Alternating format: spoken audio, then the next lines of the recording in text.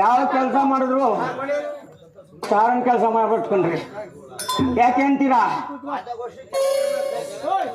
3 ಮದುವೆ ಆದ್ರೆ 3 ಜನಕ್ಕೂ ಮಕ್ಕಳಿಲ್ಲ. ಯಾಕೆಂದ್ರೆ ಶ್ರೀರಾಮಚಂದ್ರ ಪ್ರಭುಗಳಿಗೆ ಪಟ್ಟಾಭಿಷೇಕ ದಂಗೂರ ಸಾರಬೇಕು.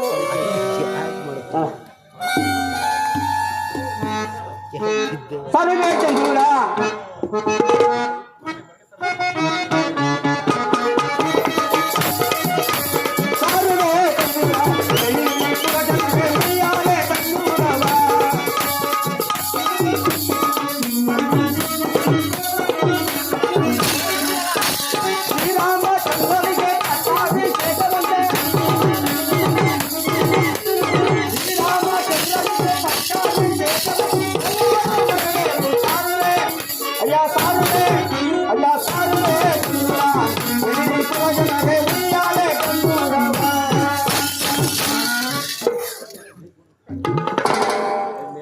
ಹೇಳ್ರಪ್ಪ ಕೇಳಿ.